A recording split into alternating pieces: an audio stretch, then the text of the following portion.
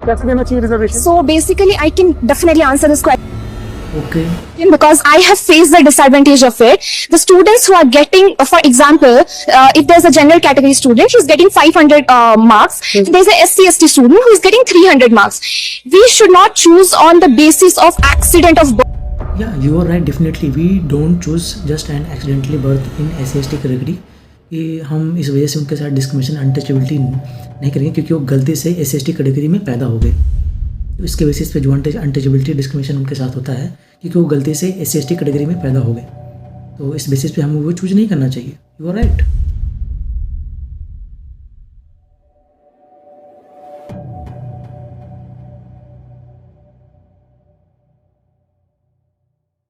Just because you are born in SC/ST doesn't mean that you fail to get all the advantage, and if you are born in general caste doesn't mean that you have all the advantage. या you are right, ये doesn't mean कि you are born in a general category या आपके साथ बचपन में कभी भी अनटचेबिलिटी डिस्क्रिमिनेशन आपके साथ कभी हुआ नहीं है।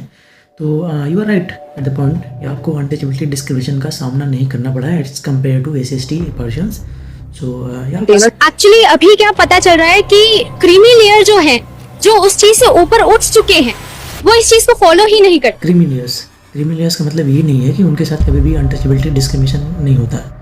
वो कितना भी एक्स्ट्रा ऑर्डिनरी क्रीमी लेयर बन जाए, पीपल्स बन जाए, फिर भी उनका कास्ट उनका पीछा नहीं छोड़ता। पीपल्स उनको हमेशा कास्ट के बेसिस पे जज जरूर करते हैं। लोग भले ये कहें कि आरक्षण खराब है, आरक्षण से उनको बिना मतलब का लाभ मिलता है, उनसे पूछिएगा आप भी इसी में आ जाइए ना, आपको भी लाभ मिलेगा। बस अपनी जतिया चेंज करके SC/ST में आ जाइए, नहीं आएगा, क्योंकि उसको पता है कि जितना लाभ ना मिले उतना समाज ने उसको बेइज्जत कर दिया है।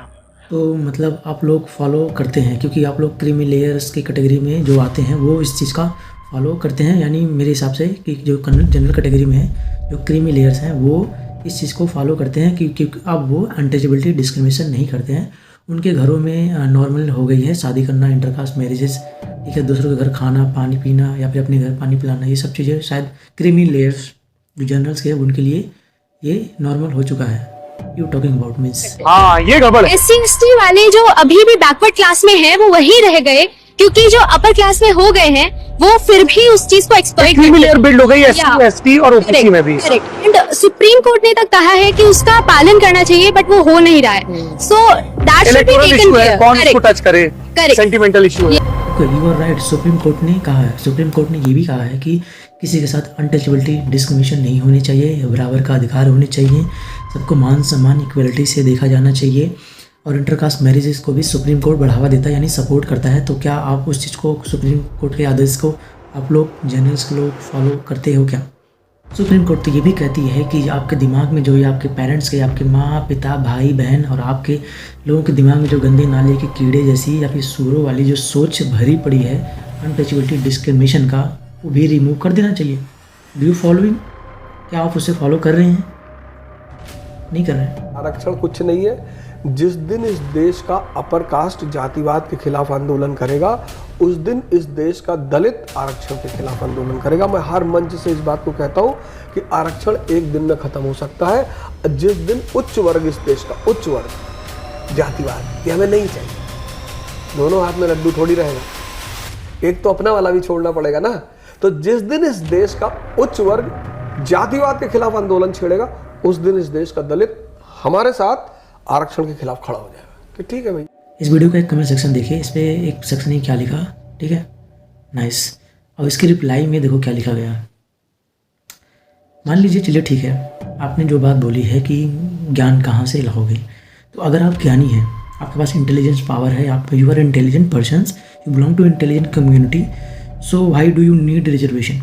तो आपको रिजर्वेशन से ऑफेंड नहीं होना चाहिए और आपको रिजर्वेशन से कोई दिक्कत नहीं होनी चाहिए, आपको ये चाहिए भी नहीं, आपको EWS भी नकार देना चाहिए क्योंकि आप लोग ज्ञानी हो, आप इंटेलिजेंट कैटेगरी में आते हो, आप पास वो ज्ञान की अचीवमेंट है, तो आपको रिजर्वेशन से ना तो दिक्कत होनी चाहिए, ना ही आपको EWS लेना चाहिए, ना ही से ऑफेंड होना चाहिए क्योंकि आप लोग इंटेलिजेंट हैं। You are intelligent peoples, you are ज्ञानी पर्सन्स। और रही बात इस लड़की की रिप्लाई में, तो क्यों ना सबसे पहले लड़कियों से शुरुआत की जाए। शुरुआत करने का मतलब ये है कि जितने भी इंडिया में फीमेल्स रिजर्वेशंस हैं, इनको रिमूव की सबसे पहले किया जाए। रिजर्वेशन जैसे फॉर एग्जांपल ट्रेनों में रिजर्वेशन फीमेल्स के लिए, बसों में फीमेल्स के लिए रिजर्वेशन सीट्स है, कई सारी कानून व्यवस्था है, एलुमनी में फीमेल के लिए कई सारी चीज़ें हैं, सारी चीज़ें व्यवस्था आपके लिए बनाई गई है, मेल के लिए कुछ भी नहीं है। तो क्यों ना सबसे पहले आपसे शुरुआत की जाए। यहाँ पे हर चीज़ की बात होनी चाहिए ना, जेंडर की भी होनी चाहिए, जेंडर इक्वलिटी की भी बात होनी चाहिए।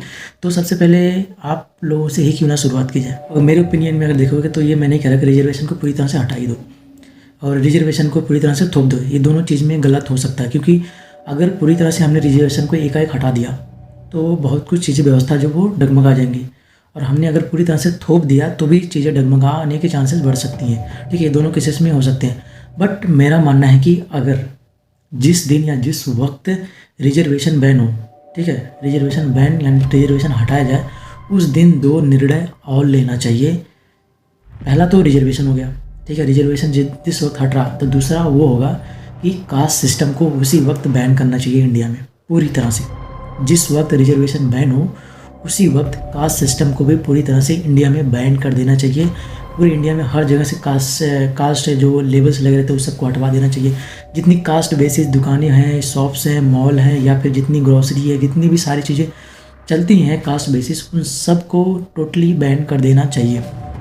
तीसरी चीज़ सबसे इम्पॉर्टेंट है कि अनटचेबिलिटी डिस्क्रिमिनेशन जो मामले हैं उसको रेप और टेररिज्म के बराबर मामला यानी क्राइम माना जाना चाहिए।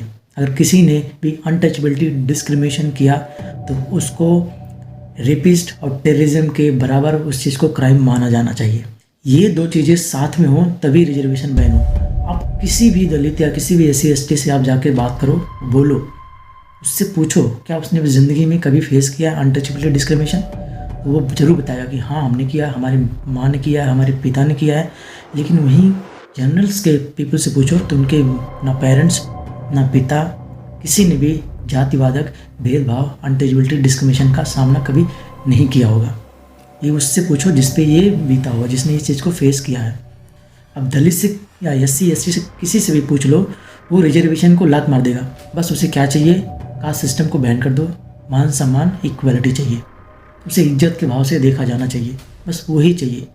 किसी भी आप SC से जाके पूछ लो, वो कहेगा रिजर्वेशन ले लो, हमें नहीं चाहिए। जैसा कि इस शख्स ने इस कमेंट में कहा था। देखो गलती जो है ना ये सोशल मीडिया की ही है। इतना ज़्यादा नफरती चीज़ें फैला दिया है कि लोगों को चीज़ें असली में दिखती नहीं। एक्चुअल चीज़ें क्या है उसका इंपॉर्टेंट उन्हें मतलब ही नहीं पता चलता कि एक्चुअली में चल क्या रहा है, रियलिटी क्या है। लोग इतने गिरे हुए हैं, इतना गिर चुके हैं ना कि लोग रास्तों पे, रोड पे रेपिस्ट का सपोर्ट करने के लिए उतर रहे हैं। सोचने वाली बात है, रेपिस्ट का सपोर्ट करने के लिए, और डिस्क्रिमिनेटर यानी जो अनटचेबिलिटी डिस्क्रिमिनेट कर रहे हैं उनके सपोर्ट में उतर रहे हैं। इतने गिरे हुए, इतने गिर चुके हैं। अब इस चीज़ का विरोध करने के लिए कोई नहीं बोलेगा क्योंकि लोगों को सिर्फ रिजर्वेशन दिखेगा, बट इस चीज़ का ये सब चीज़ें नहीं दिखेगा। अनटचेबिलिटी डिस्क्रिमिनेशन ये ऐसा हुआ जिस तरह से नॉर्मलाइज कर दिया जाए, जिस तरह से रेप भी नॉर्मलाइज हो रहे हैं धीरे धीरे। अब आजकल आपने न्यूज़ में देखेंगे, कहीं पे भी सुनेंगे किसी लड़की का रेप हो गया, किसी लड़की को न्यूड कर दिया गया, किसी के साथ कुछ कांड कर दिया गया। आप सुनेंगे दूसरी कान से निकाल देंगे क्योंकि ये नॉर्मलाइज हो गया। लोगों के दिमाग में जस्ट सेकंड के लिए आता है, गायब हो जाता है। सेम वैसे अनटचेबिलिटी डिस्क्रिमिनेशन ये नॉर्मलाइज हो गया सिर्फ दिमाग में। ऐसा किसी को दिखता होता है, वो देख देख के इग्नोर कर देंगे। तो लोगों को लगता है कि अरे कम हो गया है, अनटचेबिलिटी डिस्क्रिमिनेशन कम हो गया है। एक्चुअली में कम हुआ नहीं है। अगर कम हुआ होता ना तो ये जो 0.1% इंटरकास्ट मैरिजेस हो रही है ना, ये बढ़ चढ़ के 70-80% हो गई होती।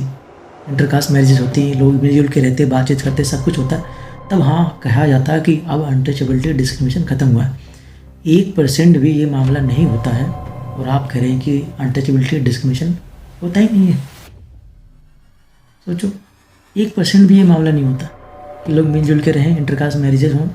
जब आप जातियाँ नहीं बल्कि कर्मों के बेसिस पे शादियाँ करना स्टार्ट कर देंगे तब ये मामला शायद सुधार में आए। और ये मैं नहीं कह रहा, ये बड़े बड़े महारथी कह के गए हैं। इसका सबसे बड़ा सोल्यूशन है कि जातिवादी खत्म करने का, वो है इंटरकास्ट मैरिजेस। कुछ कास्ट ऐसी हैं जो पिछले 3-4 सालों में आपस में ही शादी करती आ रही हैं। ठीक है, सिस्टम तो है बट उसमें काफी ज्यादा एंडोगैमिसिटी है। इतने सालों से एक छोटे सा, उसको बोलते हैं फाउंडर इफेक्ट। एक बहुत छोटा सा ग्रुप, 100, 200, 300 लोगों का ग्रुप, अगर वो 10-15 लाख हो गया आज, वो छोटी सी पॉपुलेशन से इतने बड़े हो गए। और आपने जो है जो जीन पूल वो 300 से 10 लाख के बीच में ही रह गया। आपका जो जीन है वो कहीं बाहर नहीं गया। उसको बोलते हैं जेनेटिक ड्रिफ्ट। अच्छा। या फाउंडर इफेक्ट। तो उसमें हमारा जो हेटेरोजाइगोसिटी है वो लॉस हो गया और जो रिसेसिव जीन्स है हमारे अंदर उनका प्रिवलेंस बढ़ गया पॉपुलेशन में। वो रिसेसिव जो जीन्स है वो जो है बहुत सारी बीमारियों को क्या कारण है। अगर हमने मासिव स्केल पे, नेशनल स्केल पे इंटरकास्ट मैरिजेस नहीं की तो बहुत बड़ा एक जो है एक चुनौती हमारे सामने आने वाली है। ये जो कोटा सिस्टम बना बहुत अच्छा सिस्टम था, बट वो एक समय तक ही वो एक स्मॉल पॉपुलेशन, एक पॉपुलेशन जो कोहॉर्ट होता है, एक छोटे से पॉपुलेशन को के लिए वो ऐसे ही कह के नहीं गए, कुछ तो इसका मतलब कुछ तो ये रिजल्ट सोच के गए होंगे, कुछ तो ये एक्सपेरिमेंट किए होंगे, को ऐसा किया जा सकता है।